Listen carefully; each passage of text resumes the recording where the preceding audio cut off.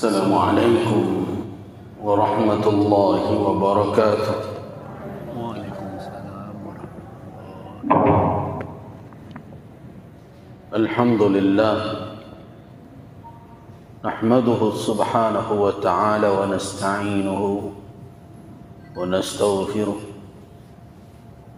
ونعوذ به من شرور أنفسنا ومن سيئات أعمالنا. من يهده الله فلا مضل له ومن يضلل فلا هادي له.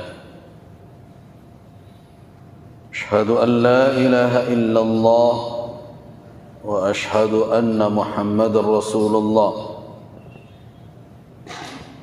اللهم صل وسلم على عبدك ورسولك وحبيبك محمد وعلى آله وأصحابه والتابعين وتابع التابعين ومن تبعهم بإحسان إلى يوم الدين. أما بعد.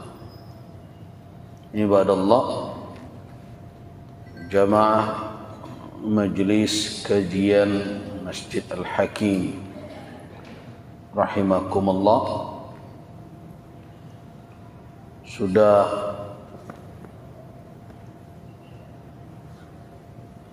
jauh, sudah seminggu lebih, sudah 1 pekan lebih kita melaksanakan hari kebahagiaan bagi orang-orang yang berpuasa, sebagaimana kata Nabi sallallahu alaihi wasallam, "As-shaimi farhatan." Untuk orang yang berpuasa ada 2 kegembiraan, kebahagiaan. Farhatun inda fitri, kegembiraan ketika fitrinya, ketika dia berbuka, ketika dia mengakhiri Ramadannya. Wa farhatun inda liqa'i rabbih, dan kegembiraan ketika berjumpa dengan Rabbnya, dengan Allah Subhanahu wa ta'ala. Walaupun sudah sekian hari lamanya, maka tidaklah keliru ketika kita masih tetap saling mendoakan, taqabbalallah minna wa minkum. Mudah-mudahan Allah Subhanahu wa ta'ala menerima amal kita semuanya. Amin ya rabbal alamin. Mudah-mudahan Allah menerima ketaatan, siyam, qiyam, seluruh amal saleh yang kita lakukan. Jamaah rahimakumullah, ini adalah hari pertama kembali kita memulai kajian, melanjutkan tugas kita sebagai hamba Allah Subhanahu wa ta'ala.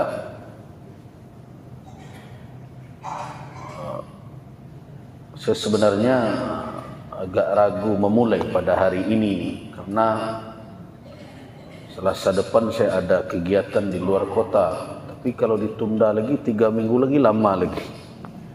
Makanya sudahlah, biar diisi minggu ini, mungkin minggu depan kita jeda dulu karena ada kegiatan.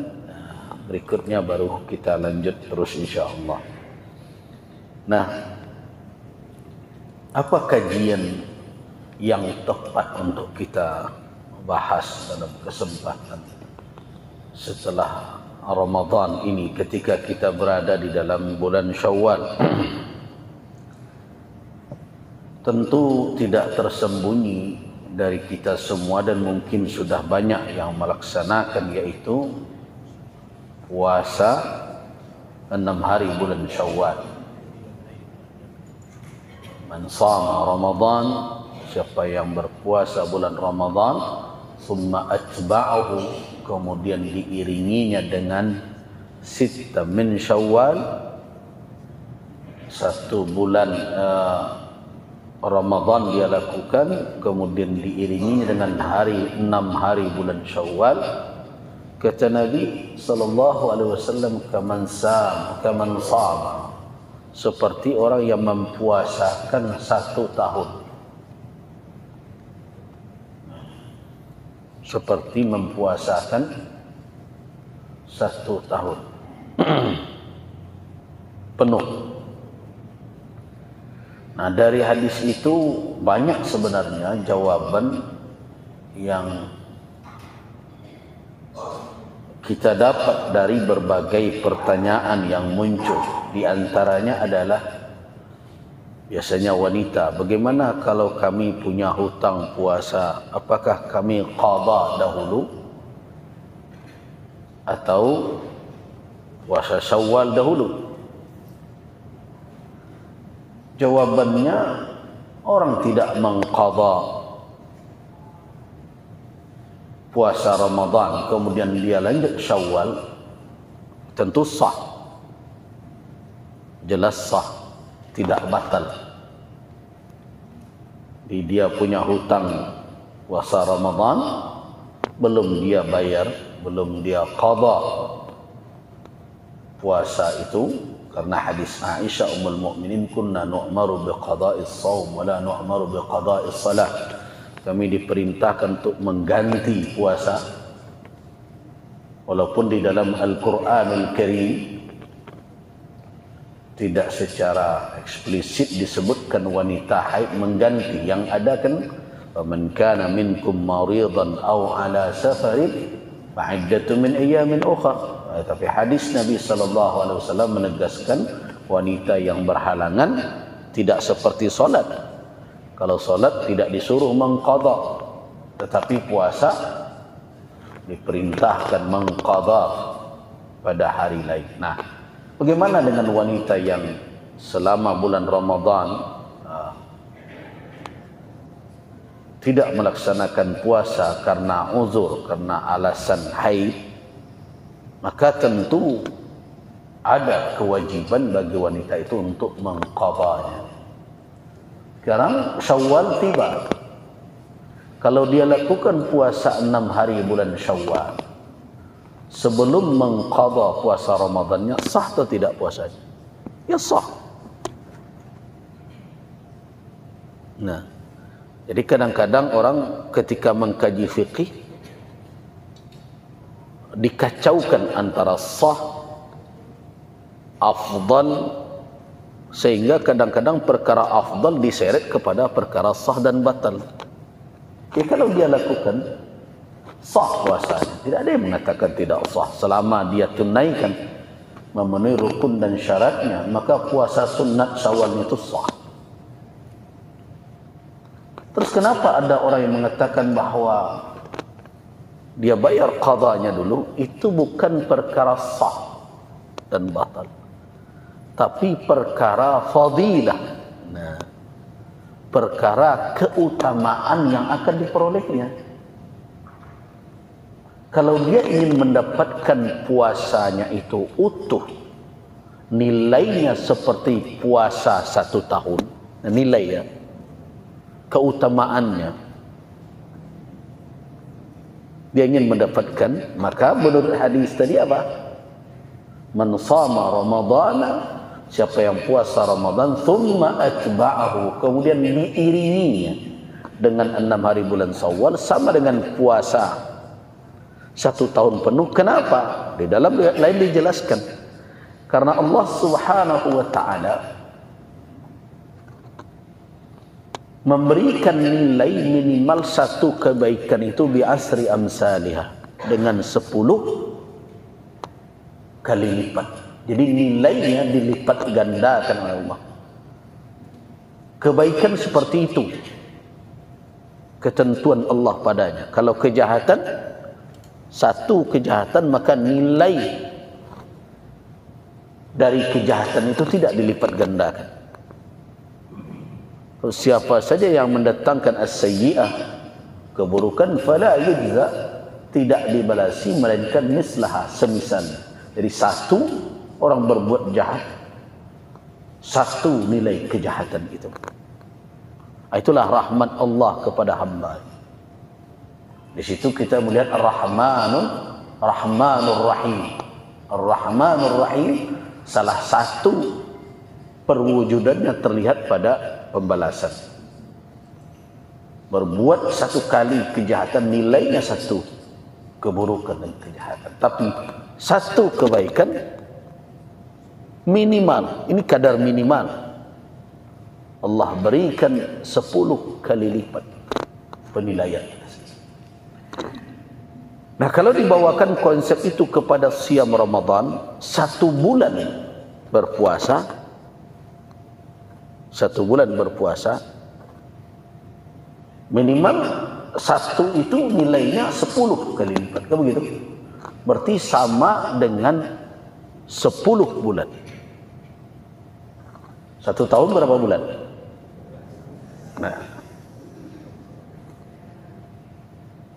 baik qamariyah maupun syamsiyah ya sama, 12 bulan. Dalam surah At-Taubah dikatakan inna iddatash syuhuri indallah 12 syahr. Bilangan bulan di sisi Allah 12. Jadi kalau 1 bulan Ramadan dilakukan, jelas lipat gandanya menjadi 10 bulan. 1 tahun 12 bulan. Jadi kalau 10 bulan berarti kurang berapa bulan dalam 1 tahun? Kurang 2 bulan. Nah, kalau orang melakukan puasa 6 hari, kalau dikalikan 10 kira-kira berapa hari ini? 60 hari. 60 hari itu berapa bulan? 2 bulan tambah tadi 10 bulan. Jadi berapa? 12 bulan. 12 bulan itu berapa tahun? Benar kan hadis Nabi mengatakan sama seperti orang mempuasakan 1 tahun. Nah, berdasarkan pemahaman itu, maka ulama mengistimbatkan, merumuskan petunjuk dari hadis tersebut. Sebaiknya orang yang melakukan puasa 6 hari bulan Syawal sempurnakan dahulu Ramadannya dengan mengqadha puasa yang tertinggal. Ini tidak menyangkut dengan sah dan batal. Tidak menyangkut dengan perkara sah dan batal. Tapi perkara apa? Fadilah, keutamaan. Jadi kadang-kadang ya kalau kita mengaji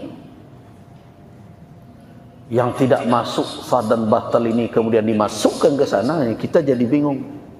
Berarti tidak sah puasa yo kalau lomba ye puasa lagi. Ini bukan perkara sah dan batal. Ini perkara keutamaan yang diperoleh. Nah, jadilah terlanjur puasa 6 hari bulan Syawal, kemudian belum lagi mengqadanya, jadi anggap pula itu batal, ya sudah, qadha saja lagi. Nah, kemudian juga ketika orang bertanya, apakah puasa hari 6 bulan Syawal itu mesti langsung tanggal 2-nya setelah tanggal 1-nya adalah hari yang diharamkan berpuasa. Tanggal 1 Syawal adalah hari yang diharamkan berpuasa. Akan muncul lagi pertanyaan, patang tanggal waranan haram tu 2 kali 1 Syawal ini.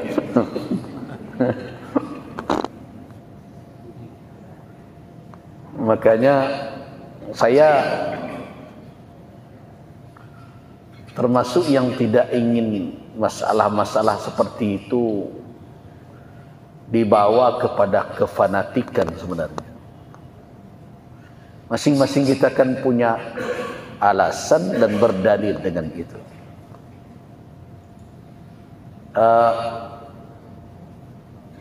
Masalah penetapan awal bulan jelas adalah masalah ijtihadiyah.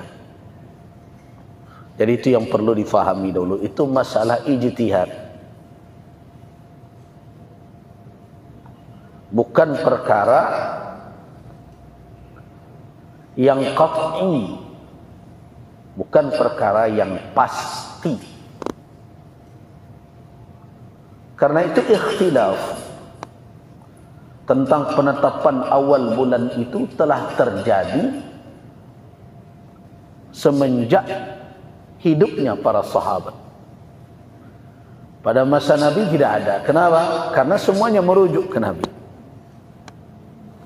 Kata Nabi puasa dan puasa. Tapi setelah era wafatnya Nabi sallallahu alaihi wasallam terjadi ikhtilaf. Terjadi perbedaan. Nah, perbedaan yang seperti itu di masa itu tidak dibawa ke ranah kefanatikan yang menyebabkan akhirnya antar satu dengan yang lain saling mencela dan mencaci. Apalagi dibawa ke ranah politik, ada yang paling parah.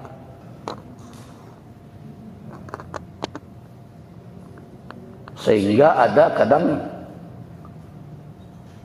sebagian kepala daerah yang menurut ketenangan batinnya dia ikut ini, tapi karena komandan ikut itu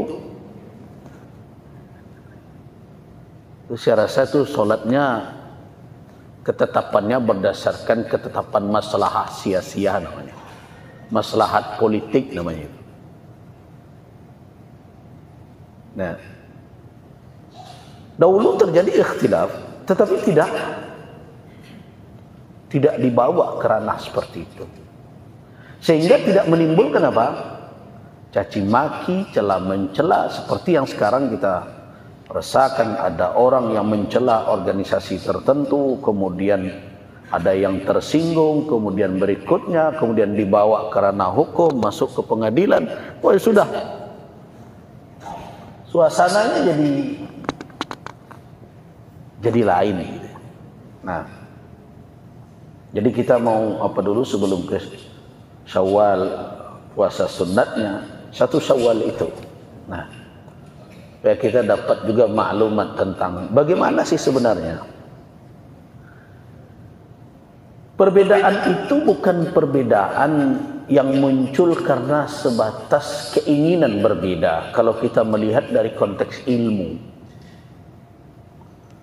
perbedaan itu terjadi karena memang ada ruang yang terbuka di dalam dalil-dalil syarak, baik dalam Al-Quran maupun Sunnah.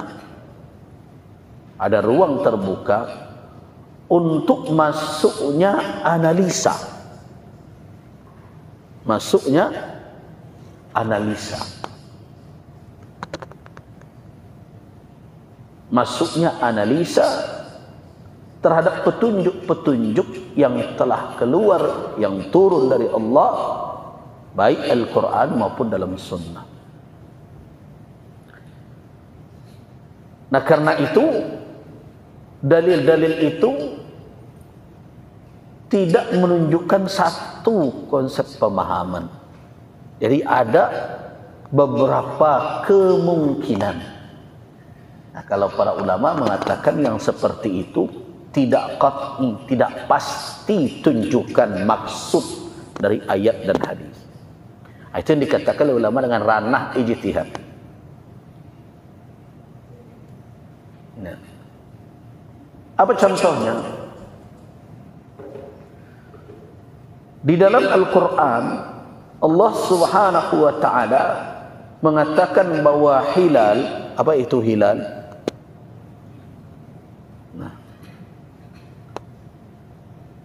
hilal itu adalah moon. Moon ya, kalau bahasa Inggrisnya bukan moon. Karena ada moon pakai TH. Itu bukan hilal, itu bulan itu. Nah, syahr.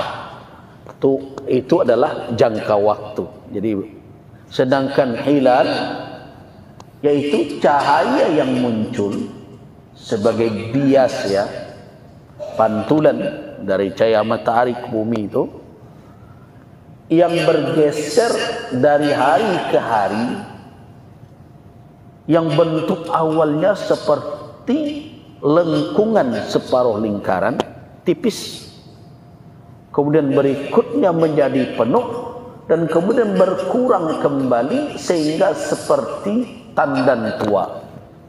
Jadi posisi bulan itu kalau kita lihat, kalau ada nanti malam jaliknya tuh dari TV kadang-kadang terus purnama terus turun melengkung sampai selesai. Itu hilal namanya.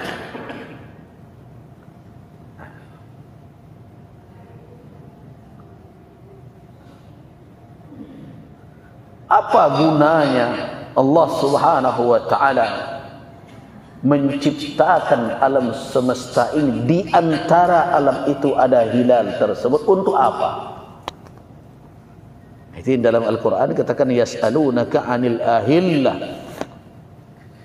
Jawaban Allah, qul, katakanlah, jawab, ya mawaqit.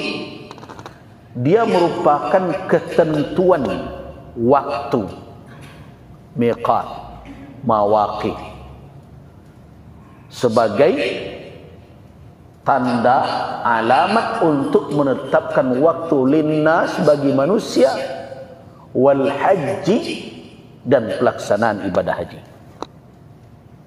Nah, dari situ ulama menyimpulkan bahwa untuk penentuan tanggal miqat baik dan pelaksanaan ibadah kaum muslimin itu merujuk perkara harinya, ketentuan waktunya kemana? Kepada hilal.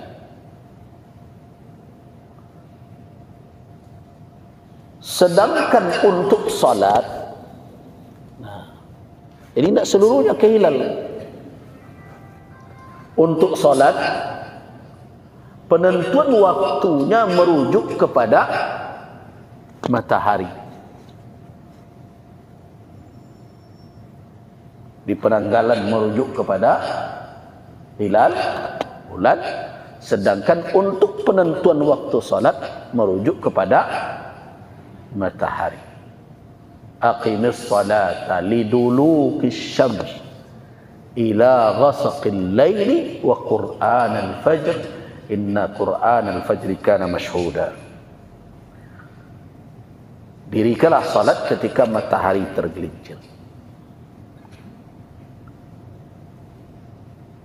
Nah, sampai di batas itu sebenarnya dua benda langit yang bisa kita lihat itu dengan fenomenanya yang terjadi merupakan sebagai apa? Wasilah, sebagai alat untuk kita menentukan kapan. Nah, itu dari Al-Quran. Cuma bagaimana cara menentukan atau melihat dua fenomena itu? Nah, di sini mulai terjadi pemahaman yang berbeda tentang matahari. Allah Subhanahu wa taala, begitu juga sunnah Nabi, tidak memberikan batasan cara untuk mengetahuinya. Yang ada adalah fenomenanya saja. Ba'acara wa tahu matahari la tergelincir terserah awak. Dalam Al-Quran, dirikanlah salat ketika matahari telah tergelincir. Nah, bagaimana cara untuk melihat matahari tergelincir, untuk mengetahuinya? Tidak ada tahdid, pembatasan secara khusus. Apakah nanti mau ditegakkan benda, apakah nanti akan berdiri memandang langsung? Tidak ada pembatasan. Nah, karena itu cenderung tidak ada perbedaan pendapat di dalam apa?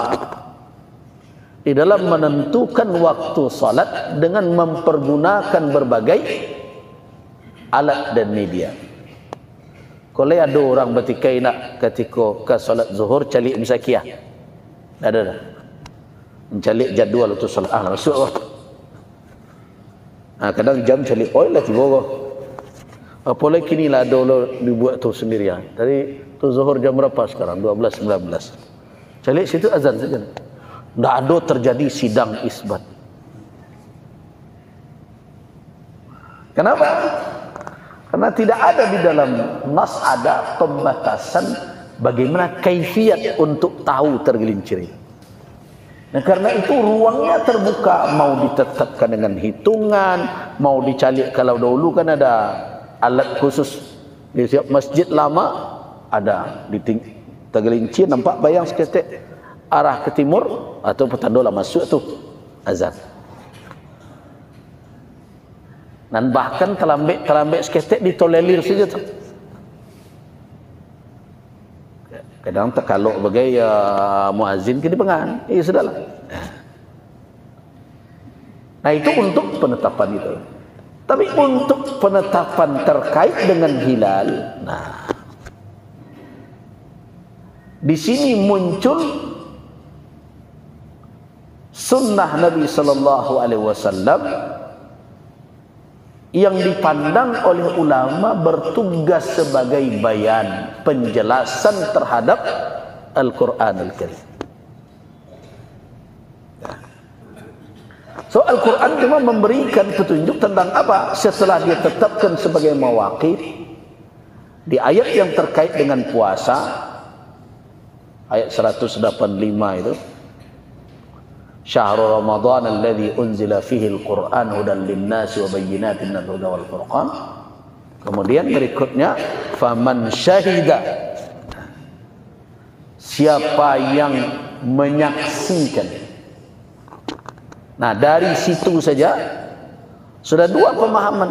Faman syahida ini siapa yang menyaksikan atau siapa yang bersaksi? Dari terjemahnya saja orang sudah ribut itu. Menyaksikan atau bersaksi.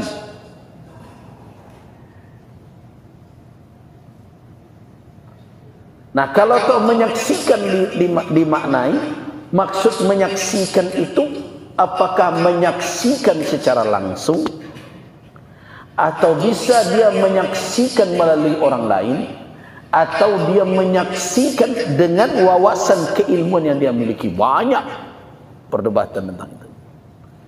Jadi karena itu ada maknanya adalah syahida bermakna ra'a, melihat. Bisa juga syahida bermakna bersaksi secara keyakinan ilmunya bulan telah masuk. Nah, dari dua pemahaman itu telah mulai terlihat ada kelompok ulama yang teguh kepada benar-benar menyaksikan kemunculan bulan itu, hilalnya, baru ditetapkan awal bulan. Nah, bulan yang dimaksud di sini mon, bukan moon ya. Kalau moon kan itu benda. Kalau mon waktu. Ada yang berpendapat disaksikan betul kemunculannya, baru ditetapkan awal bulan. Tapi ada sebagian yang berpandangan tidak. Kalau sudah dengan keilmuan yang akurat sudah diketahui dan dia bersaksi atas itu, ya sudah bisa ditetapkan awal bulan. Nah, dari Al-Quran itu saja dua pemahaman tersebut. Nah, datang nas dalam bentuk hadis. Hadis-hadis Nabi kalau kita himpun seluruhnya ada 3 kategori di dalam penetapannya. Yang pertama adalah ru'yah, melihat. Nah, Nanti orang yang menghisap mengatakan ru'yah itu tidak mesti melihat dengan mata, bisa dengan ilmu, gitu. Ru'yah ilmiah namanya. Walaupun kalau orang mengkaji secara bahasa, secara ilmu itu pendapat itu bukan ru'yah tapi ra'yun. Tapi mereka akan berhujjah begitu. Nah,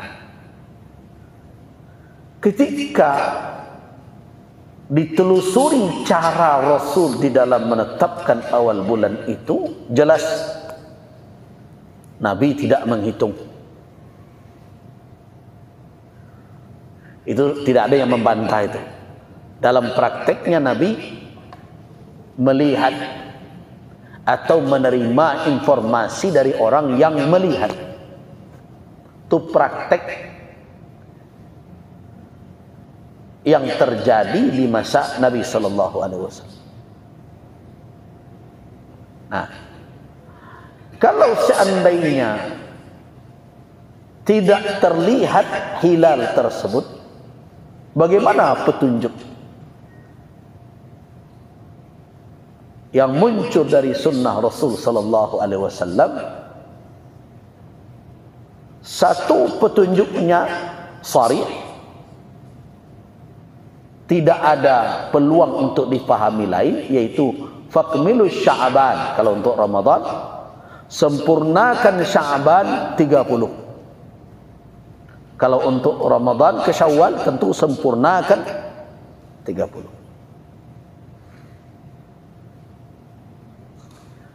Satu lagi ada lafaz, bukannya sempurnakan saja, tapi Nabi mengatakan faqdurulah. Faqdurulah itu maknanya qadar, dari qadar. Nah, faqdurulah yaitu takdirkan, perkirakan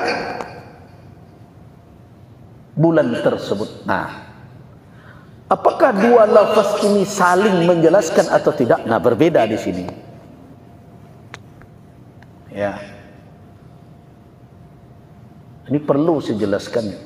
Saya sebenarnya pusing juga mau menjelaskan ini. Anak S1 pun kadang-kadang tidak jalan kalau jalan itu. Tapi karena masalah ini sudah merebak ke masyarakat banyak, nah mau tidak mau harus dicari cara menjalin supaya umat kau paham gitu ya. Nah, ya lambat-lambat aja kita. Apakah antara faqduru lahu dengan fa'akmilu? Nah, kadarkanlah. Maknanya perkirakan, dengan fa'akmilu sempurnakan, itu saling menafsirkan. Kata sebagian ulama, iya, makna mentakdirkan itu adalah menyempurnakan. Tapi kata sebagian ulama, enggak, urusan menyempurnakan tersendiri, faqdurullah tersendiri. Jadi lahirlah teori ketiga. Ada ru'yah, ada ikmal, menyempurnakan, ada mengqadarkan. Apa makna mengqadarkan ini? Nah, muncullah di sini, yaitu dengan memperhitungkan, menggunakan metode keilmuan, metode ilmiah yang dikenal dengan ilmu hisab. Jadi karena itu penggunaan ilmu hisab, menurut ulama yang memakai ilmu hisab, bergantung kepada kemana cantelannya, nah sangkutannya itu, satu kepada Al-Quranul Karim, karena Al-Quran telah menjelaskan proses dari perubahan hilal, mulai dari lahirnya sampai dia menjadi tandan tua. Itu pertanda bahwa proses sunnatullah itu berjalan hari demi hari, bisa diperhatikan dan terukur, kemudian terbukti secara fakta ilmiah bahwa memang dia akurat. Ditambah dengan makna syahidah itu, Mereka artikan siapa yang bersaksi tak mesti harus dengan melihat, bisa jadi secara keilmuan. Jadi bukan tidak ada sangkutannya pula dari Al-Quran ke sana menyangkutnya. Yang urusan nanti sangkutan itu lemah dan kuat itu lain kajian. Saya ingin katakan bahwa tidak ada di antara dua kelompok ini yang ingin lari dari Al-Quran dan Sunnah. Nah, sedangkan orang yang memahami ru'yah juga menyangkutkan pemahaman mereka kepada Al-Quran, makna syahidah di situ artinya ra'a, melihat, dan ditambah dengan praktek Nabi memang melihat, ditambah dengan hadis Nabi yang difahami secara zahirnya, sumu li ru'yati waftiru li ru'yati. Jadi dari situ kita bisa mengatakan bahwa kedua teori ini berdalil. Terlepas nanti melihat mana dalilnya yang lebih kuat menurut analisa sebagian ulama, mana yang lemah. Tapi dalam kondisi seperti itu pendapat dilahirkan, maka satu yang harus kita ingatkan, jangan saling mencelah.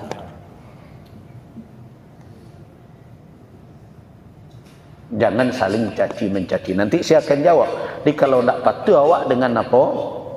Dengan ketentuan yang dibuat dengan hasil sidang isbat, berarti awak melawan pemerintah lah. Nah, kan kadang-kadang dibawa-bawa ke sini. Nanti kita jelaskan itu. Kita jawab pula. Walaupun jawaban ini kadang tak ketuju dari orang. Itu kebaju. Nah, kita lanjutkan dulu. Jadi sebagian ulama mengatakan makna faqdurulah, qadarkanlah, itu maknanya adalah hisab. Nah, kemudian orang yang tidak setuju dengan itu akan mengatakan, kok kamu pakai hisab? Nabi kan tidak menghisab. Nah, muncullah hadis yang dijadikan jawaban.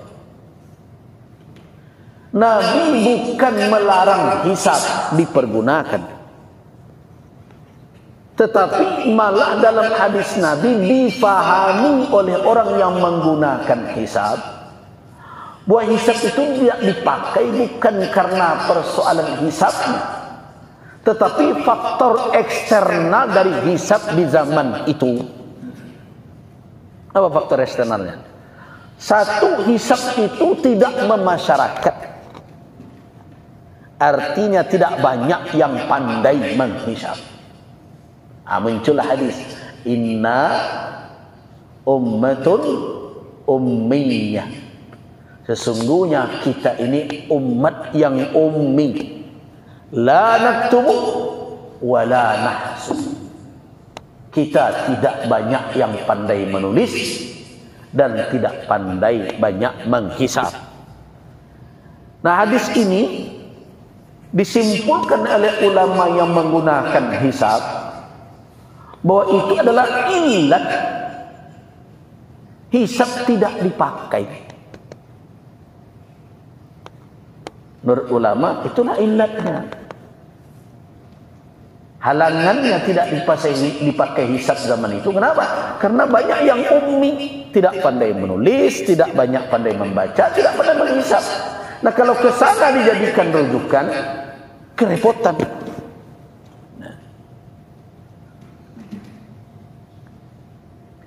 Kemudian alasan eksternal yang kedua adalah ilmu hisab ketika itu bercampur dengan ilmu nujum.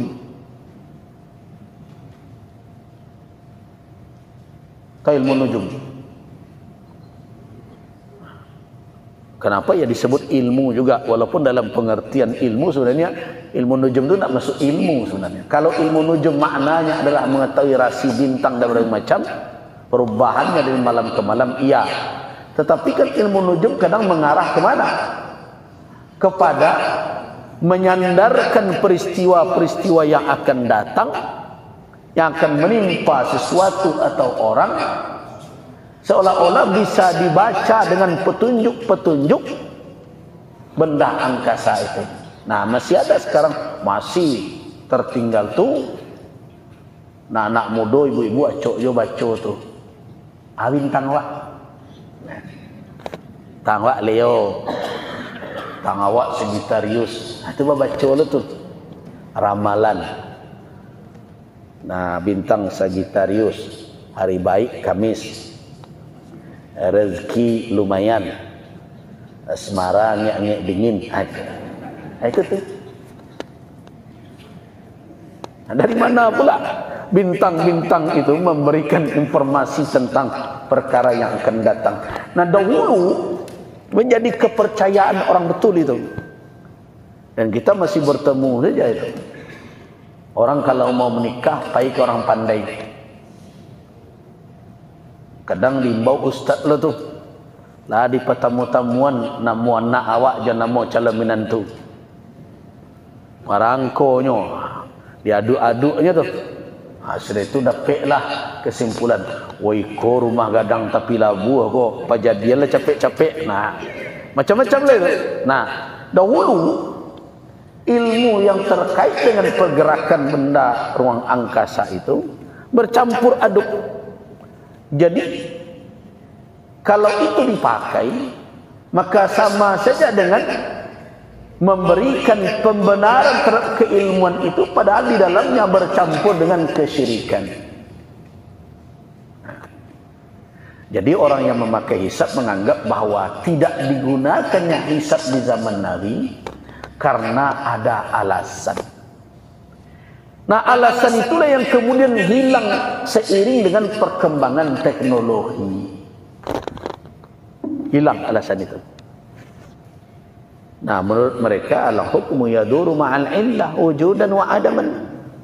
Hukum beredar sesuai dengan illatnya, ada dan tidaknya.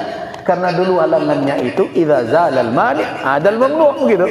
Kalau penghalangnya sudah hilang, yang terhalang kembali lagi. Berarti penggunaan hisab boleh.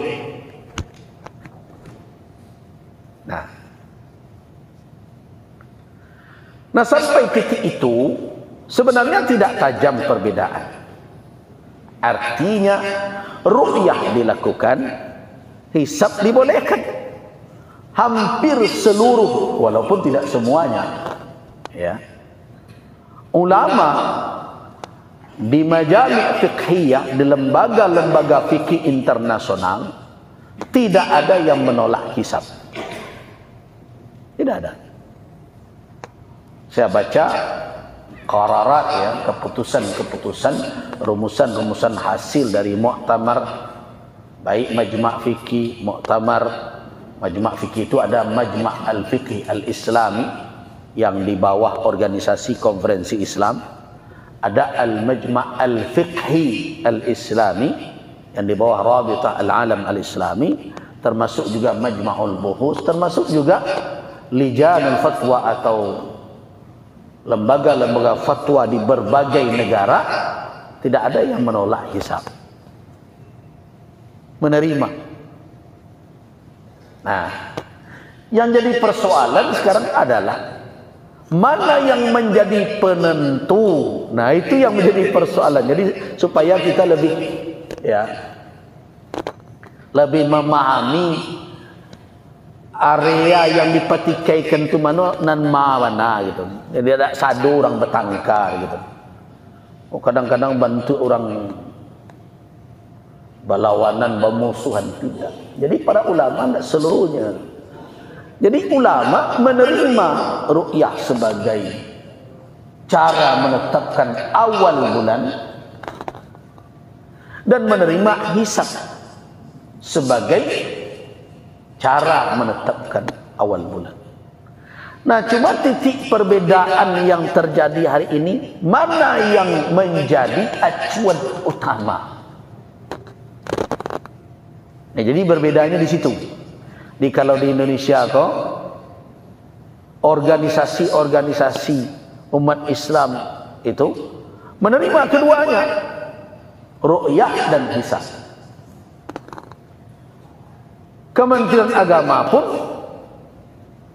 menerima keduanya, hisab dan ru'yah. Cuma berbedanya adalah mana yang menjadi ukuran teratas,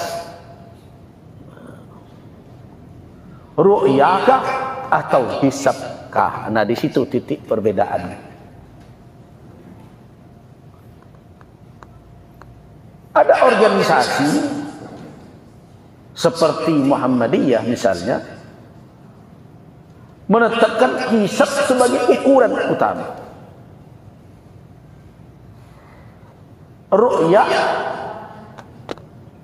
Ru'yah dalam makna fi'li, perbuatan, kalau dilakukan hanya sebagai pembuktian kebenaran hisab saja, tanpa itu sudah bisa ditetapkan awal bulan.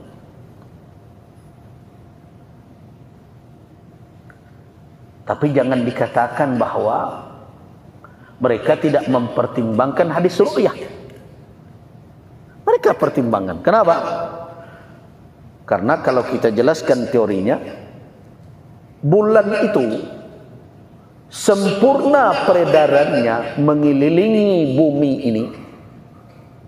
Kan matahari kan dikelilingi oleh bumi, planet-planetnya kan. Nah, bumi sambil mengitari matahari juga dikitari oleh bulan. Nah, kapan sempurna peredaran bulan mengelilingi bumi itu? Ketika apa? Ketika antara matahari, bumi dan bulan itu berada pada garis sejajar.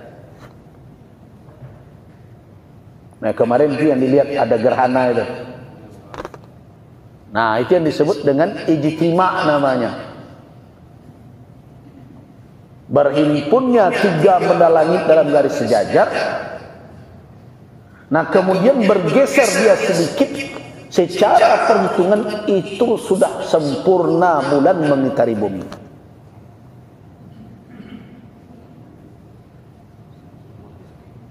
Nah, kalau dalam perhitungan sebenarnya lah bulan baru tuh, walaupun siang hari. Kalau merujuk ke sana saja. Tapi karena ini masih ada kaitan dengan ru'yah, makanya Muhammadiyah tidak menetapkan awal pertemuannya itu bulan, kan batang gerhana matahari hibrida itu karena di berbagai tempat tampak berbeda-beda gitu. Nah, tidak ditetapkan sebagai awal, tapi tetap dihitung apakah setelah dia berijtima searah itu atau segaris itu, ada tak bulan itu ketika senja hari matahari terbenam. Nah, itu jadi kalau dikatakan Muhammadiyah meninggalkan ru'yah sama sekali, tidak juga. So, kalau ditinggalkan ru'yah sama sekali, lah bergabung lah tu tetap selesai nih. Tapi tetap ditetapkan di sore harinya ketika matahari terbenam, itu bulan itu lain cinggana di atas ufuk, walaupun tingginya 0, sekian, yang penting positif masih ada, walaupun tidak tampak. Nah, itu konsep Muhammadiyah. Kalau saya mengatakan mereka masih mempertimbangkan ru'yah, karena masih menyangkutkan dengan keberadaan bulan di atas ufuk mar'i, di atas ufuk layadonyo ketika matahari terbenam. Tapi kalau nyolah segaris di siang hari atau pagi hari, namun ketika matahari terbenam bulan belum berada di atas ufuk, maka tidak ditetapkan besok bulan baru. Cuma ru'yah yang mereka pakai bukan ru'yah ainiyah, tapi namanya ru'yah ilmiah hisabiyah, kira-kira itu, ilmu dengan ilmu hisab. Nah, itu teori Muhammadiyah yang mereka sebut dengan wujudul hilal, hisab hakiki. Layadonya bulan sanjo itu enggak, walaupun 0,01 sekalipun menjadi positif, aduh enggak tampak, enggak lah bulan baru itu. Nah, gitu. Ada negara yang tidak peduli dengan itu. Bagi mereka kalaulah sejajar, berarti bulan baru dah tiba, sudahlah. Calik-calik je lah nak perlu. Ada orang yang berprinsip demikian. Nah, teori ini tidak disepakati oleh yang lain. Yang lain harus dibuktikan dengan penglihatan manusia, dengan mempergunakan indera manusia. Apakah benar bulan itu muncul atau tidak ketika senja hari di atas ufuk? Nah, di situ banyak lo mazhab juga. Ada mazhab hanya pakai mata telanjang. Anda boleh pakai teropong no. Zaman Nabi tak ada teropong. Nah, wah itu pakai kayu tu, bapidi itu, tapi pantai. Ndak jo tampak. Akhirnya 3 hari je tu baru mencogok, tapi dah gadak. Oh, ada je. Ada dan kadang tampak taruh di sini kan ada. Jadi macam-macam kau teori mata telanjang. Kemudian ada pula ru'yah dengan mempergunakan peralatan optik. Nah, membantu penglihatan supaya makin terang. So kenapa? Karena bulan ketika muncul di awal itu, dia tidak jauh dari matahari dalam penglihatan kita dakik. Nah, kalau tidak mempergunakan peralatan yang canggih, itu bias cahaya matahari saja membuat mata tidak mampu melihat lengkungan bulan yang tipis kecil itu. Ada perlu peralatan yang canggih. Nah, apalagi orang sudah menanti sekian lama, kadang-kadang secara psikologis menanti kok jo membuat bayangan-bayangan ilusi ya. Ini kalau lama menanti, bapak dulu je ibu-ibu ketika masih alun dulu ya.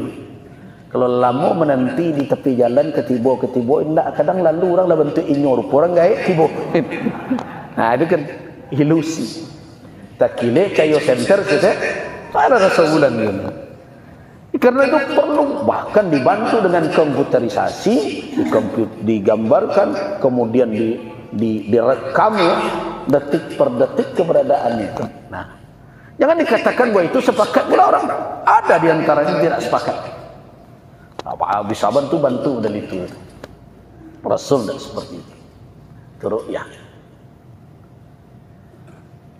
Nah, ada yang bersekukuh kalau memang tidak terlihat, ya sudah sempurna saja 30.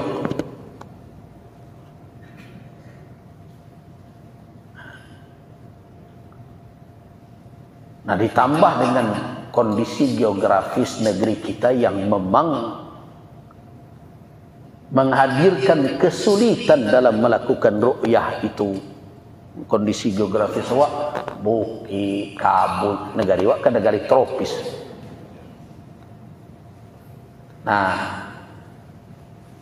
akhirnya perkara ru'yah ini menimbulkan masalah yang berbeda dengan saudara-saudara kita umat Islam di Timur Tengah yang mereka melihat di padang pasir dan berbagai macam, dan cuaca mereka yang hanya 2 musim saja, Saif dan Sita, secara mayoritas gitu. Jadi agak mudah, awak agak rumit gitu. Nah, ini akhirnya melahirkan persoalan. Tapi tolong sebalik ada persoalan di luar itu. Pokoknya ada kelompoknya harus dahulu dari orang. Ada kelompok harus terlambat dari orang. Nah, nyo main hitung, saya tak tentu mau ru'yah hisab. Kecek guru mo dulu tambah sekian lah selesai itu kini rayo. Nah, dulu dia awak di Padang di berbagai macam. Nah, pokoknya dulu dari orang. Mau kaji kok tak laku dia tu. Nah, jadi dari sekian banyak itu coba bayangkan Bapak dan Ibu. bermunculan. Nah, karena persoalan-persoalan ru'yah seperti itu, maka dicobalah mencari titik temu berulang kali, bukan sekali, dua kali. Nah, muncullah teori menggabungkan ru'yah dan hisab ini dengan imkan, namanya kemungkinan di ru'yah. Nah, dahulu menteri-menteri agama Brunei, Indonesia, Malaysia, Singapura pernah menetapkan kalau seandainya keberadaan bulan itu sudah mencapai 2 derajat dengan umur sekian jam, jarak antara bulan dengan matahari elongasi sekian, itu teori lama, 2 derajat itu walaupun tidak terlihat, tapi itu sudah dalam kategori mungkin terlihat, sudah ditetapkan saja. Nah, teori ini pernah diseminarkan, kemudian dirubah menjadi 3. Yang Indonesia semenjak disepakati itu, menimbang kondisi dari negara kita, sudah bertahun-tahun tidak mau menerapkan 3 itu. Tibalah menteri kemarin ini, tahun lalu, diputuskannya menerapkan. Sehingga jarak antara wujudul hilal yang ditetapkan oleh Muhammadiyah dengan teori imkan itu semakin jauh, dan itu memberi peluang semakin sering terjadi perbedaan. Cuma yang aneh, walaupun dalam teori mungkin itu tidak mungkin, tapi nan ru'yahnya tetap juga ratusan titik dilaksanakan. Itu nan tak ngerti wak. Kapatanggo kan ahli hisab telah mengatakan dari berbagai ormas ya, di Papua 0, sekian, di Jawa 1, sekian, di Sumatera wilayah Padang dan Aceh 2,1 sekian atau 2/3, 2,3. Kan tak ada Allah jangan sampai 3 tu. Artinya kalau ada pun nanti yang mengatakan melihat, dia akan tertolak juga. Kenapa? Karena dalam teori yang telah ditetapkan dan mungkin tu 3. Ambonan tak tahu tu gunanya 100 sekian titik itu. Tetap dicari, walaupun nan mencari indak juga diterima. Kira-kira nan dicari mereka, kira-kira. Jadi kalau muncul pertanyaan orang bara habis titik itu jangan berang-berang dah. Habis dekat berang-berang saja. Awak tak mengerti waktu dia. Pak alai duit bernegara kau tak boleh bertanya. Jadi kalau ada orang yang bertanya 123 titik kira-kira bara setitik itu mabian titik negara. Nyolah ditetapkan minimal 3 derajat dalam perhitungan, tak sampai seitu dah. Jadi kalau ada orang yang mengecehkan, ahli hisab ngeceh tak mungkin. Itu tak, kalau tak kemungkin insya-Allah yo. Tuntu aja lagi. Nah, kalau kau menjalankan ada sunnah mencari buat salah 3 titik salah, calik di Papua, calik di Jawa, cik Sumatera, cik. Lah dijalankan lah diamal sunnah itu anda nampak celah, itu tak mungkin. Begitu. Karena memang sudah diputuskan itu tidak mungkin. Nah, saya sudah sampaikan beberapa kali hal seperti itu. Ya kenapa kasihan kita uang habis banyak itu kan begitu. Tapi mungkin dek kritis tu mana lah. Ibu beni negara itu bentuk tak boleh kritis mana. Dia dokalah oleh Kanwil Kemenak FGD, Fokus Grup Diskusi. Dokter kaya wasa diundang seluruh tokoh. Nak ngerti hisab, tak ngerti hisab, ngerti fikih, tak ngerti fikih, kau akan diundang. Kecuali Cik nanda, Gus Rizal tak. itu. Kerajo pemerintah Pak. Sezan tak gede nama itu. Ini kalau ke Sezan ngecek kecolon lain.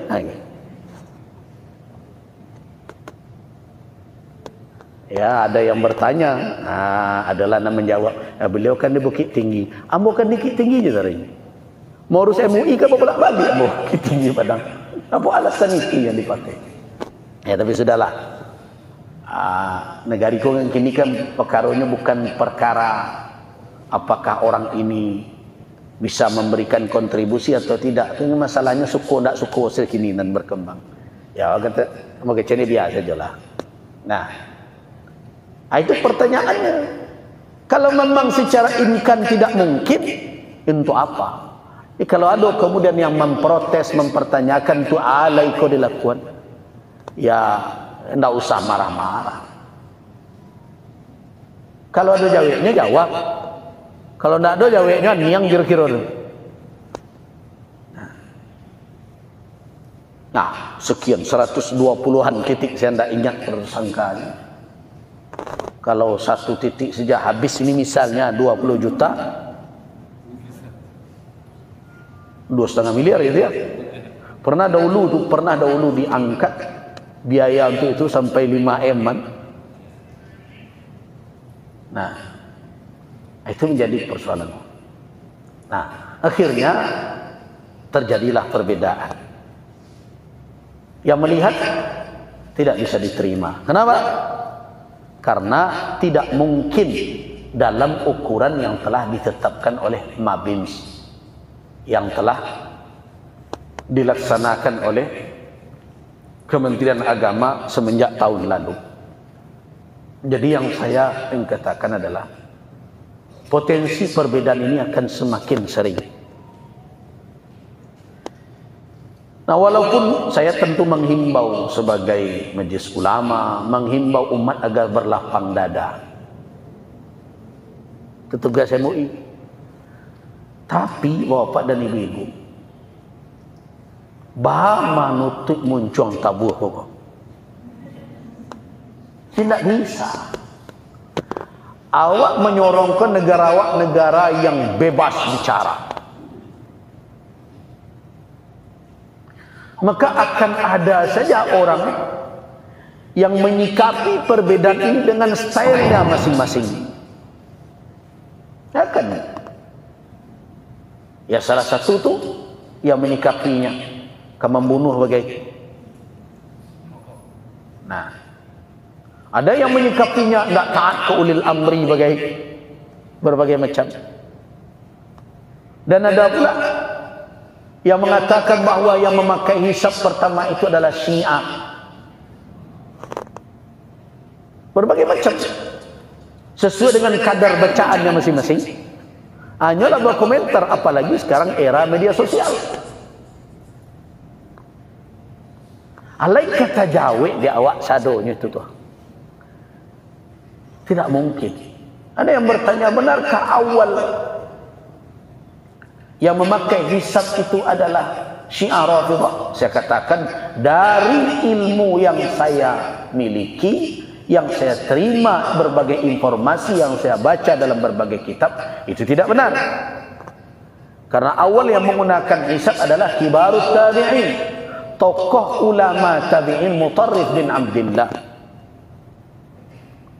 Di kalangan mazhab Syafi'i pun muncul ulama-ulama yang berpihak kepada hisab boleh sebagai penentuan.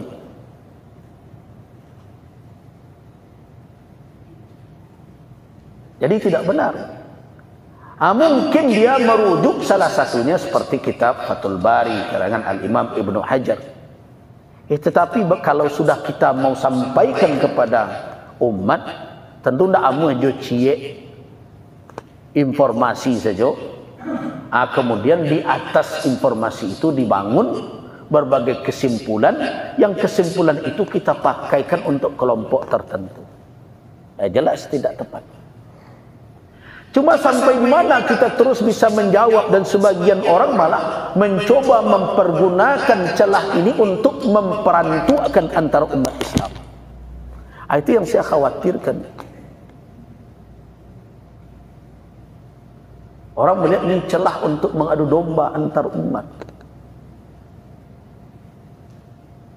Nah, ada komentar misalnya di media, tokoh BRIN, BRIN ini apa namanya? Badan riset ya, mengatakan bahwa tidak patuh ke pemerintah. Kemudian dijabarkan oleh sekelompok orang lain yang tidak taat ke ulil amri. Ada dua pernyataan itu yang harus dianalisa. Yang pertama, tidak patuh kepada pemerintah itu maknanya apa yang harus dipatuhi? Apakah pemerintah punya landasan hukum untuk memaksa orang patuh dalam perkara ini? Kan tidak. Kalau seandainya pemerintah punya landasan hukum untuk memaksa orang patuh dalam keputusannya terkait dengan ini, berarti keliru. Kementerian Agama setelah hasil sidang isbat itu ditetapkan, kemudian dia katakan, mari kita bersama saling menghargai, mengadu kalimat itu. Tuti, ini keputusan kami yang keluar dari ini berhadapan dengan hukum. Nah, kan dah taluk model itu. Baik, memang tak ada.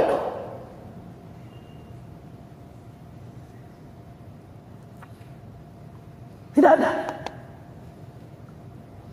Tidak ada aturan yang bisa dijadikan pegangan orang yang tidak memakai keputusan Dewan Isbat itu melanggar aturan. Tidak ada. Nah, kemudian muncul istilah syar'i yang dipakai. Oh, itu kan ulil amri. Nah, adisiko yo beda. Saya tidak mau berani begitu saja memakaikan istilah ulil amri kepada pemerintah negeri ini. Ulil amri dalam makna syar'i tidak bisa begitu saja. Pemerintah negara ini adalah pemerintah yang wajib ditaati dalam batasan ketentuan hukum yang telah disepakati. Itu batasnya. Bukan ulil amri mutlak yang harus ditaati secara syar'i, walaupun tidak ada kesepakatan taat juga. Bahkan ada yang menyimpang pun harus taati juga.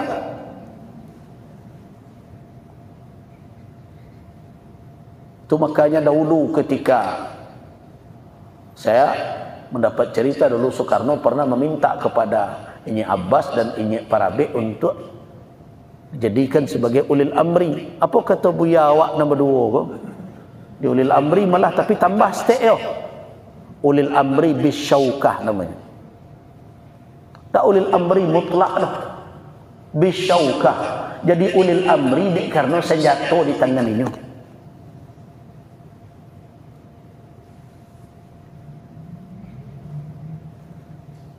Salah satu persyaratan ulil amri itu adalah dia menjamin tegaknya aturan syariat.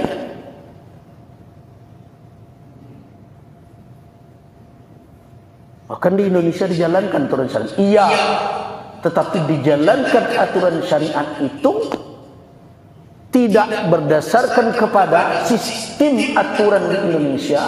Kecuali sistem rujukan hukum di Indonesia. Ada enggak salah satunya di situ syariat Islam? Enggak ada.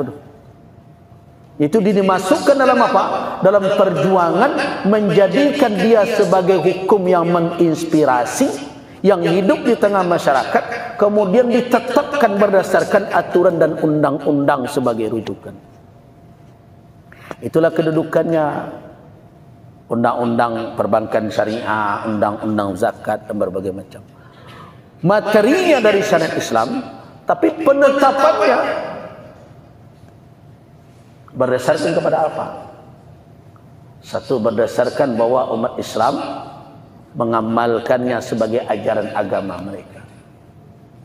Jadi sumber dari sumber hukum di negeri kita berbeda dengan negara-negara lain. Negara lain salah satunya adalah syariat Islam. Di Indonesia itu yang dipertikaikan semenjak dahulu, semenjak dihapuskannya 7 kata itu. Nah, karena itu keberadaan sebagai ulil amri, kalau kita mau pakaikan itu bukan mutlak tapi naqis. Kenapa? Karena prosesnya tidak dengan sistem syariat itu sendiri. Nah, karena itu bukan berarti kita tidak taat kepada pemerintah. Harus taat, tapi harus taat dalam konteks apa? Dalam konteks aturan, peraturan, perundang-undangan yang ada. Itu ketaatannya di situ. Di luar itu, kalau tidak ada kesepakatan, tidak bisa kita katakan kamu harus berdasarkan kepada ketentuan syariat. Bagaimana di negara yang dilahirkan dengan sistem seperti sekarang kemudian? Karena itu makanya MUI, saya termasuk tim promosnya keputusan itu, menetapkan negara kita ini Darul Mitsaq namanya, bukan Darul Islam. Darul Mitsaq, negeri yang dibangun di atas mitsaq, atas perjanjian yang kokoh. Nah, yang disebut dengan mitsaq watani namanya, itu komitmen nasional. Ya, di atas itulah pemerintah kita taati, kita patuhi. Jadi tidak bisa bulat-bulat, jadi terlalu polos kalau begitu bulat-bulat, sehingga ditempatkan seperti penguasa negeri ini seperti ketundukan dan kepatuhan kepada Umar bin Khattab dan berbagai macam. Itu kan aneh jadi ini. Jadi sama saja lah jaleh bahan yang dibuat ko adalah onde-onde. Nah, sesudah masak tua agi namo saja godok ubi masak. Tidak bisa begitu. Nah, tapi saya ingatkan, bukan berarti kita tidak mau patuh. Patuh, tapi dalam batasan apa? Batasan peraturan perundang-undangan yang telah diakui sebagai legalitasnya adalah mengikat kita. Nah, sekarang ada nggak aturan seperti itu? Itu yang kita dorong dahulu, agar ayo sepakat membuat landasan ini. Itu yang belum berhasil. Ya, kalau belum berhasil bagaimana? Berarti belum ada keharusan untuk itu. Ya, harus diterima. Sampai di situ batas perjalanan. Kemudian berikutnya, kalau toh dia ditetapkan, ini kemungkinan kedua. Kemungkinan pertama tadi dalam ulil amri tadi. Yang kedua, taruhlah dia ditetapkan ulil amri. Apakah berbeda dalam perkara ini adalah berarti mendurhaka? Kalau betul itu mendurhaka, berarti yang mendurhaka pertama sekali ke ulil amri adalah Ibnu Abbas.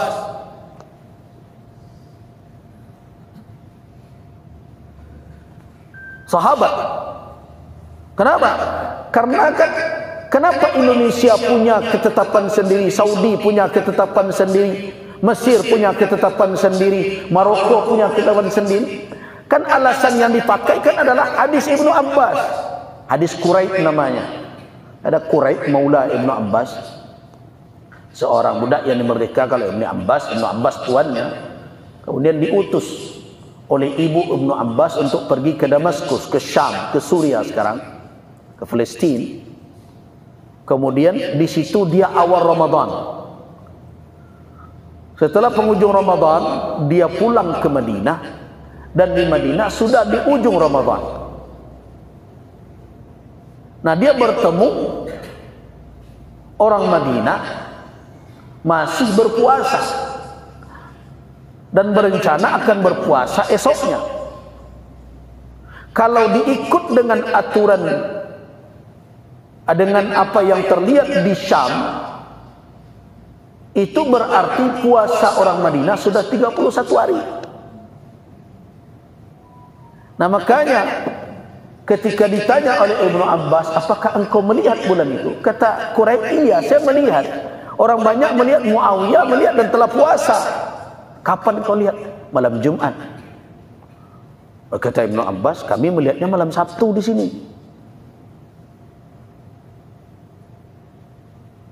kita melihatnya malam Sabtu di sini. Apa tidak mungkin itu? Kata Quraisy, kita ikut saja apa yang dilihat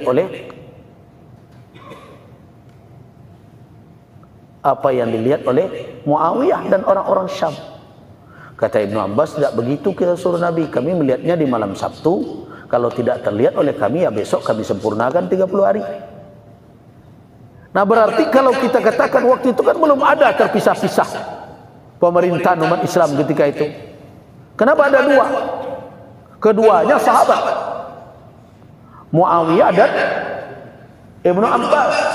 Kalau Muawiyah ditetapkan ketika itu sebagai pemimpin, berarti Ibnu Abbas tidak patuh kepada pemimpin atau sebaliknya. Nah, kenapa tidak ada yang mengatakan Ibnu Abbas engkau durhaka kepada ulil amri? Atau Muawiyah bagaimana? Nah, masa iya sekarang mudah saja kita menuduh-nuduh ini orang durhaka? Antara pemakaian ulil amri pun bermasalah kepada pemimpin yang tidak dilahirkan dengan nilai-nilai yang ditetapkan oleh syariat. Nah, jadi karena itu apa yang terjadi sekarang ini tidak terkawal. Kenapa tidak terkawal? Saya katakan masing-masing sudah berkomentar di era seperti sekarang. Nah akibatnya apa? Ya terjadilah seperti sekarang, adu mengadukan, lapor melaporkan. Nah kalau ini terus terjadi, apa yang terjadi pada umat Islam?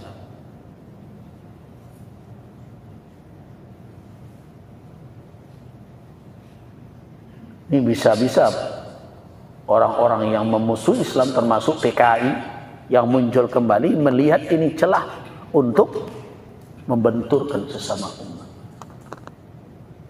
Nah makanya walaupun usulan ini sudah ditolak pula dengan statement seolah-olah ini usulan HTI berbagai macam, tapi saya melihat memang itu titik temu yang mungkin antara wujudul hilal dengan ru'yah adalah ru'yah itu tidak dicukupkan hanya ru'yah lokal,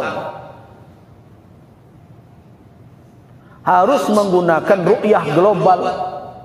Jadi walaupun 0,0 sekian seperti di Papua, bulan itu bisa diru'yah di negara lain yang malamnya masih bertemu dengan kita, menyatu. Ini bahkan sudah menjadi keputusan internasional, bukan keputusan HTI ya. Itu keputusan Majma' Fikih, itu keputusan Majma' Buhus.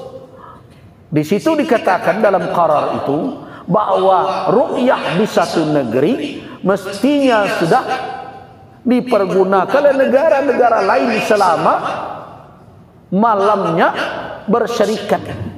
Ya beda kita dengan Saudi, beda kita dengan Mesir kan 4 jam 5 jam. Artinya ketika mereka di situ masuk maghrib, kita masih malam di sini. Kalau jam 7 di Saudi, kita jam berapa di sini? Jam 11 kan? Nah, ru'yah global itu sudah menjadi qarar, keputusan internasional. Walaupun negara-negara enggan mengamalkannya. Tetapi secara keilmuan, karena itu dihadirkan dalam muktamar para ulama, itu ru'yah global namanya. Nah, saya yakin walaupun 0, sekian di Indonesia, kemungkinan terlihatnya di negara Arab besar.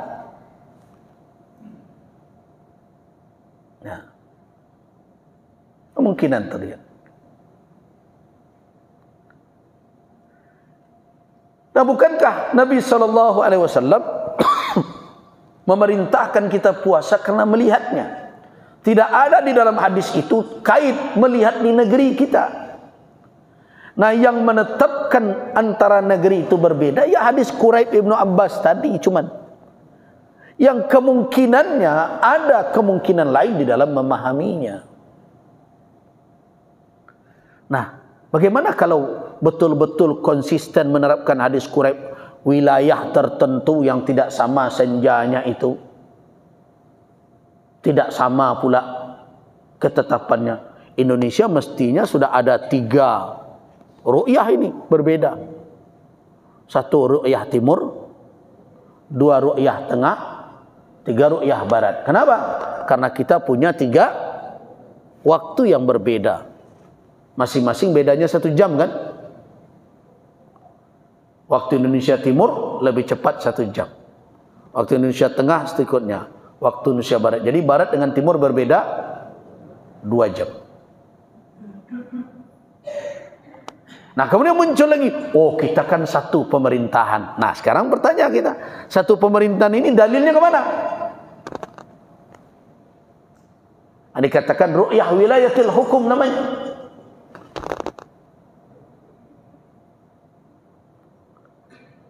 Nah kalau matlak kita sama, kita sejajar misalnya dengan Malaysia bagaimana? Jadi pilihan-pilihan itu masih terbuka ada. Nah saya mengira kuat bahwa ru'yah global dengan teori hisab akan bisa menyatu.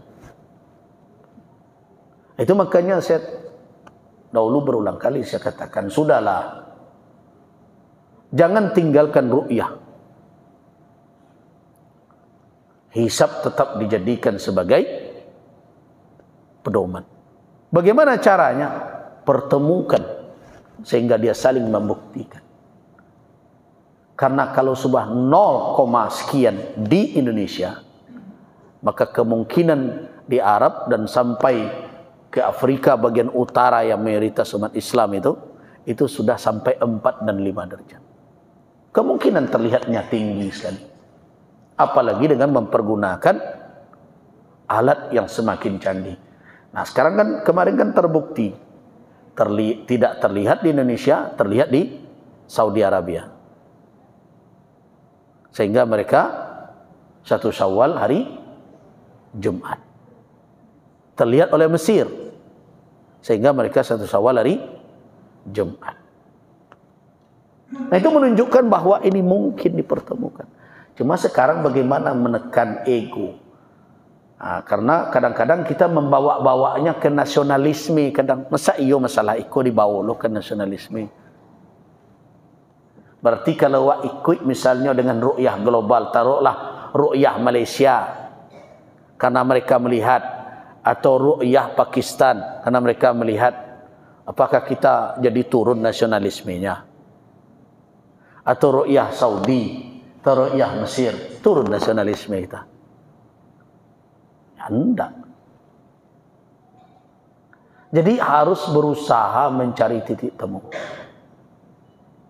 Nah terus bagaimana kemarin ini? Nah ada pula yang mengatakan kita boleh berbuka hari Jumat, raya hari Sabtu.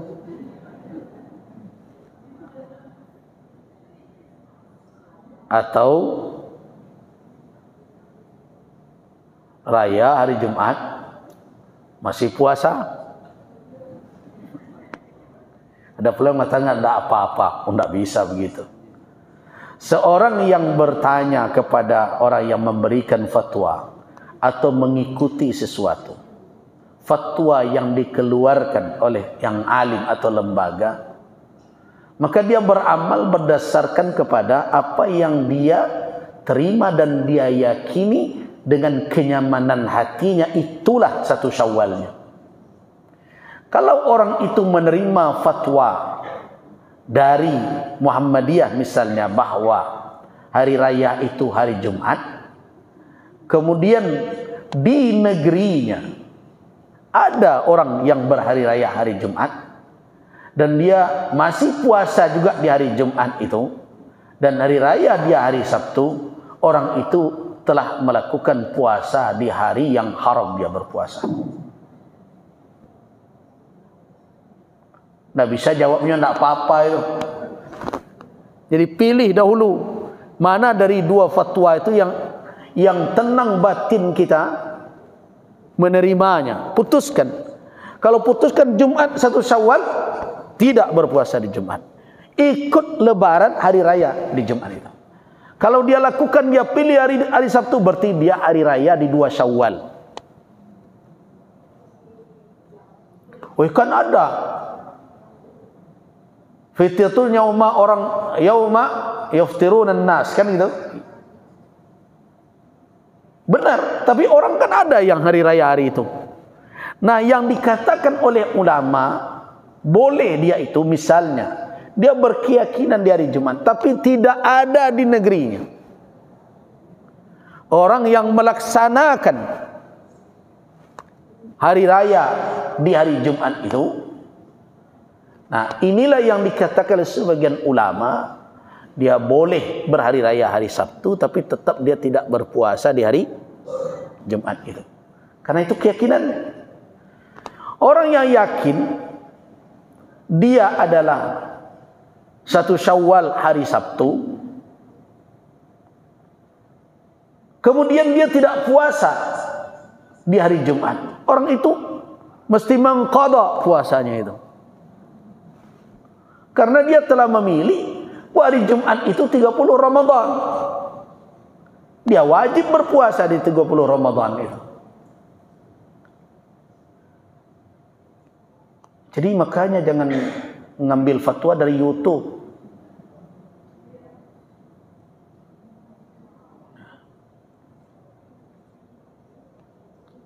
Jadi kalau dia telah pilih 1 Syawalnya hari Sabtu, berarti hari Jumat dia harus puasa. Adonalah talanjur, qadha itu. Kenapa?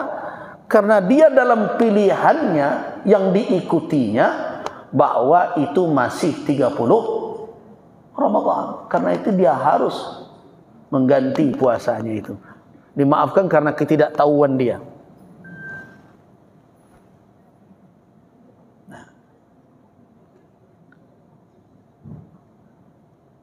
Kemudian dia ikut hari raya hari Jumat pula. Ya, salatnya itu tidak sah. Kenapa? Tidak ada salat Id 30 Ramadan. Salat Idul Fitri itu kapan? 1 Syawal. Jadi yang pertama yang harus didudukkan dahulu, Bapak Ibu pilih mana dari fatwa itu. Wambo pilih Jumat, Bu, ya sudah, tidak puasa oleh puasa Ibu 29 hari cuman. Fakta dengan pilihan, ini kan pilihannya, tapi fakta menunjukkan bahwa jatuhnya pada hari Jumat. Ada itu seperti yang pilihan itu, tapi dia pilih jadi hari Sabtu. Akhirnya dia akan puasa pada 1 Syawal dengan cara fakta. Walaupun dia punya keyakinan. Orang yang menerima fatwa, yang bertanggung jawab atas fatwanya bukanlah menerima. Orang yang berfatwa. Kan ada fakta pernah terjadi pada kasus Umar bin Al-Khattab. Orang bertanya tentang warisan saudara. Satu kali Umar bin Khattab mengatakan tidak ada waris untuk saudara ini. Padahal dia dengan si mayat dikaitkan dengan 2 ikatan, yaitu ayah dan ibu. Bertanya sekali lagi, padahal kaitannya hanya dengan ibu saja, diberikan. Apa kata orang Umar dahulu, kenapa fatwa engkau begitu? Taruhlah bapak kami ini kayu, tapi ibu kami sama, kenapa? Kata Umar, itu fatwa saya yang dulu. Sekarang fatwa saya begini. Nah, jadi ketersalahan atau kekeliruan di dalam sesuatu wajar saja. Selama ulama itu telah maksimal lembaga itu melahirkan, mereka mendapat pahala 1. Selama tidak ada syahwat, ya. Kecuali kalau ada syahwat ingin berbeda politik, mereka bertanggung jawab. Jadi tidak umat yang bertanggung jawab. Ya sudah, kalau begitu selesai. Apa? Yang bertanggung jawab atas keputusan itu adalah orang yang diberikan kewenangan dan keilmuan untuk memutuskan. Nah, dia boleh saja nanti merubah kemudian hari. Oh, kalau ikut mau yakin ke situ, ya silakan. Kan kalau orang sudah meminta fatwa ke seseorang kan bisa berpindah ke yang lain. Kan tidak ada petunjuk syariat fatwa harus dari situ saja. Selama itu belum keputusan hukum qada, tidak ada mengikat kepada siapa-apa. Jadi kalau kini wak tanya kasih A, kemudian ternyata ikut ada kekeliruan, boleh wak besok bertanya kasih B tak? Tapi yang telah terjadi, itulah hukumnya. Orang yang awam lepas dari pertanggungjawaban itu. Kenapa? Karena mereka mustafti, meminta fatwa, bukan tukang fatwa. Jadi tidak ada masalah pada umat. Ya cari bulan besok, kalau dihitung-hitung gomanglah 2 kan. Ya biasa saja. Tanggungjawab ada pada muftinya, orang yang berfatwa. Itu makanya orang berfatwa itu tidak boleh, tidak ada ilmu. Kalau tidak ada ilmu walaupun bana, tetap salah. Lalu caranya tu. Man afta bi ghairi ilmin, siapa yang berfatwa tanpa ilmu salah. Walaupun benar yang dia sampaikan. Kenapa? Karena bananya itu tidak keluar dari ilmu. Bana itu lahir dari takok uak-uak bersawak. Di situ kesalahannya. Karena dia menyampaikan keputusan bukan berdasarkan ilmu, tapi berdasarkan apa? Sangka-sangkaan, takok-takokan. Tapi kalau orang itu berilmu, dia berfatwa, dia lakukan ijtihad sesuai dengan tuntunan yang ada di dalam keilmuannya, maksimal dia lakukan, tersalah pun berpahala. Ayat yang dikatakan oleh Nabi, idza ijtahada al-hakim, idza hakama al-hakim fajtahada, kalau seorang hakim memutuskan perkara, berijtihad dia, fa asaba, benar nanti keputusan yang dia letakkan itu, falahu ajran, dia dapat 2 pahala. Wa in hakama, namun jika dia meletakkan hukum, fajtahada, berijtihad dia, fa aqta, tersalah dia, falahu ajrun wahid, dia dapat 1 pahala. Jadi dalam hal ini, selama orang yang memfatwakan itu dengan ijtihad dan dia memang ahli di bidang itu, maka umat tidak dibebani dengan ketersalahan itu. Kalau ya, ini kan tidak bisa kita katakan salah total ya, karena teori kan kemarin itu bedakan antara hilal dengan syahar. Hilal dengan syahar. Maka dalam ayat faman syahida minkumus syahra, siapa yang menyaksikan syahar, ini apa maksudnya? Syahar itu ya bulan, itu Ramadan, bulan dalam makna waktu. Dia tidak dikatakan faman syahida minkumul hilal, tidak begitu. Nah, jadi bagi orang yang mengambil teori ru'yah, itu kan yang disaksikan bulan. Bagi orang yang memakai hisab, kata yang lain tidak, itu maknanya hilal itu.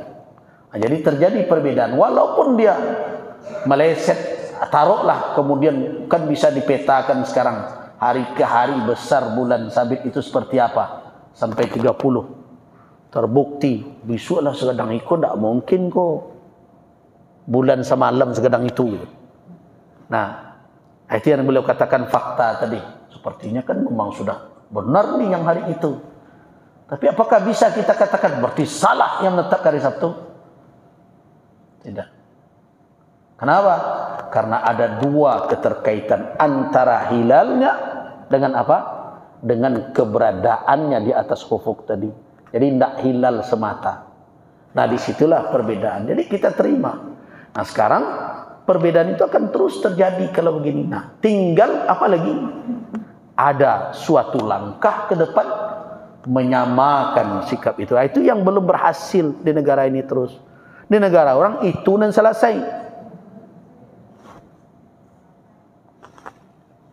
Di Saudi itu, 1 orang saja melihat, berani dia bersumpah depan mahkamah, sudah putuskan.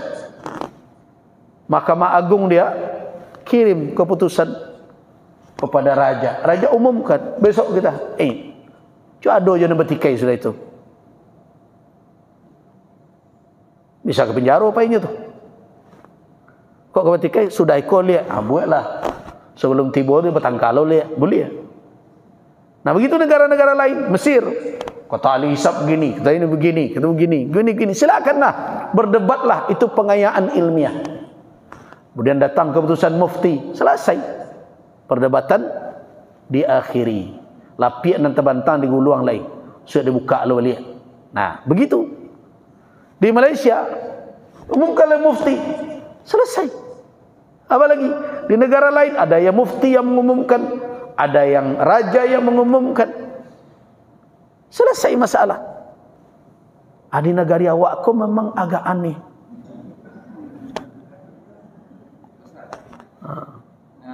Kalau Idul Fitri yang seperti ini mungkin kita cuma kalau yang Lebaran haji gimana? Sementara yang haji itu ya Arafah. Seandainya kita berbeda, itu orang di Arafahnya gimana? Orang di Arafah tidak ikut Indonesia. Iya, jadi kalau kita tidak ikut Arafah, kita harus. Ya teorinya sama seperti tadi. Bahwa kalau diikuti perbedaan itu, tanggal 9-nya di Indonesia, ya sesuai dengan hari itu. Hari yang ditetapkan oleh pemerintah. Kalau ikut pemerintah tadi. Oh berbeda seperti itu, apakah salah atau tak? Enggak juga.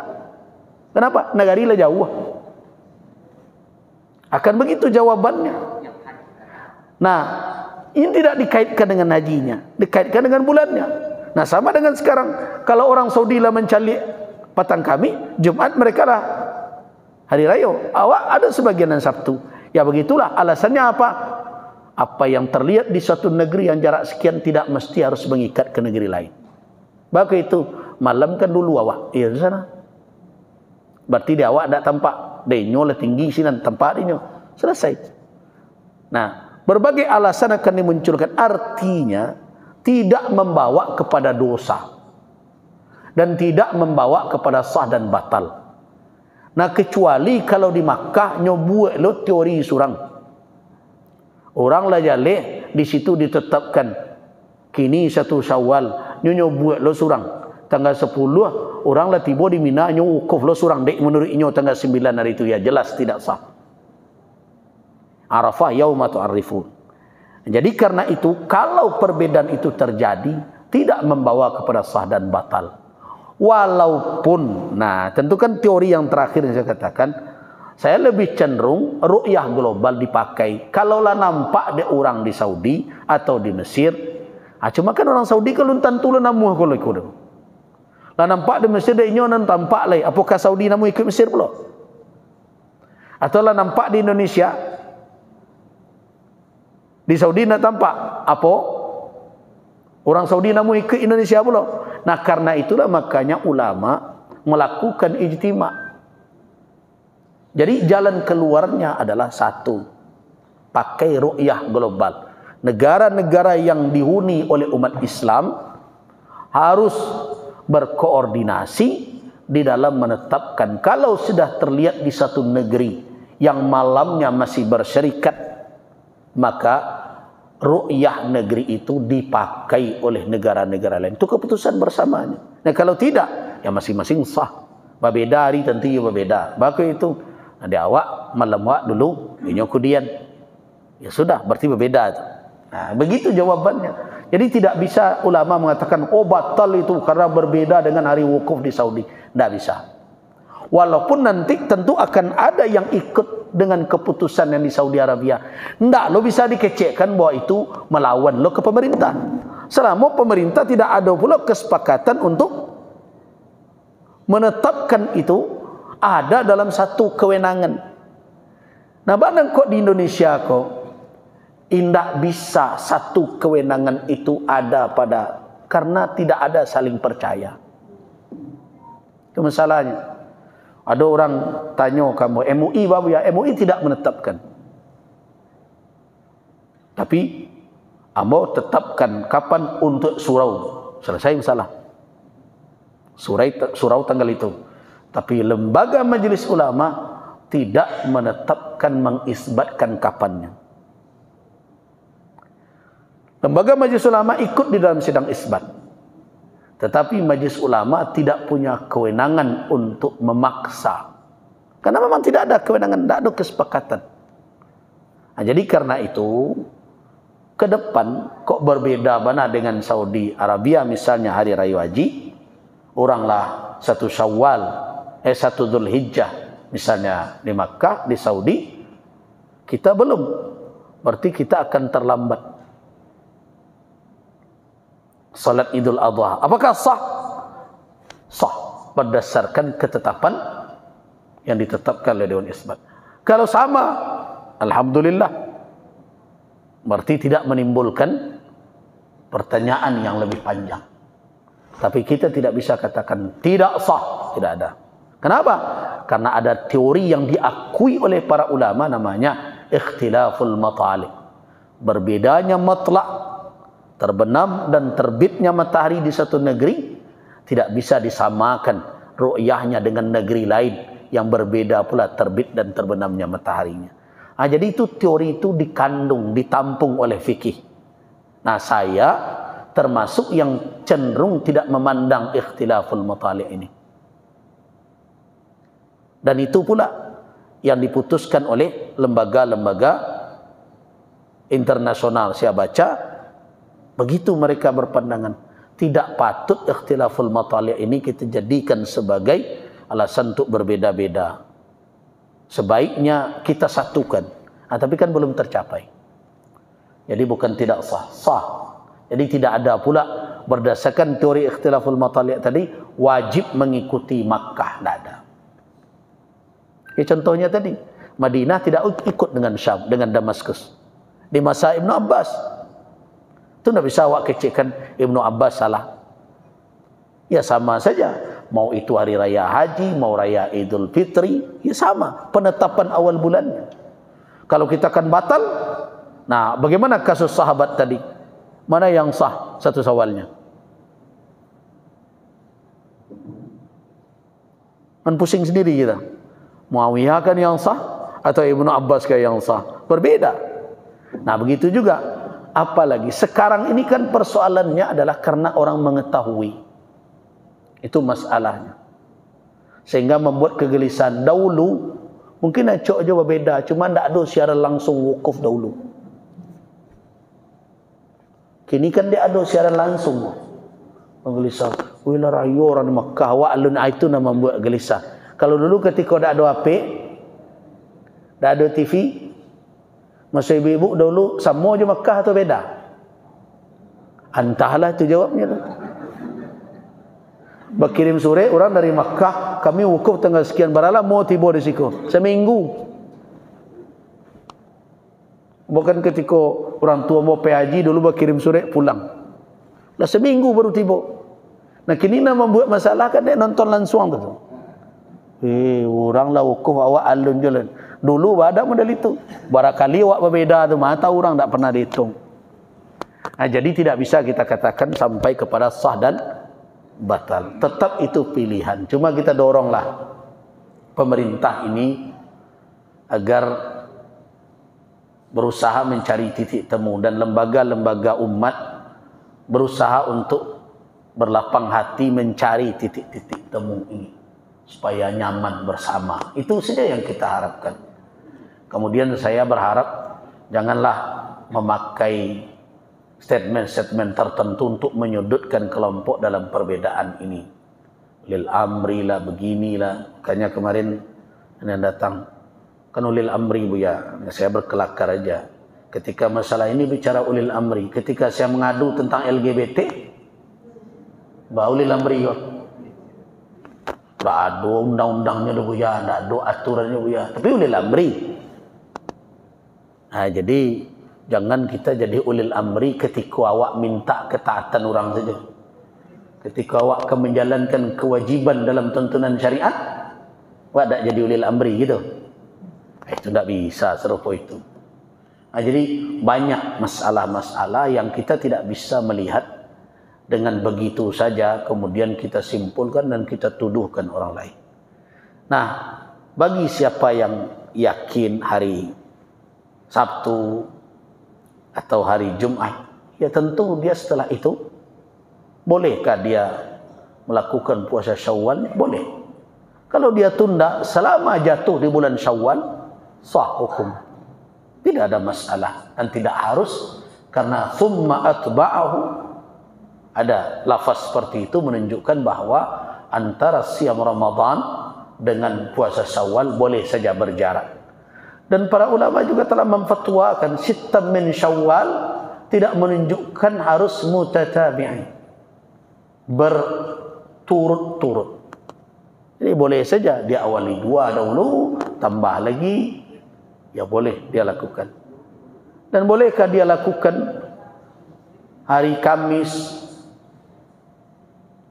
dengan niat bahwa dia berpuasa hari Kamis dan Senin juga? Dalam perkara seperti itu dia niatkan yang khusus, yaitu puasa Syawal, maka dia mendapatkan keutamaan puasa di hari Kamis.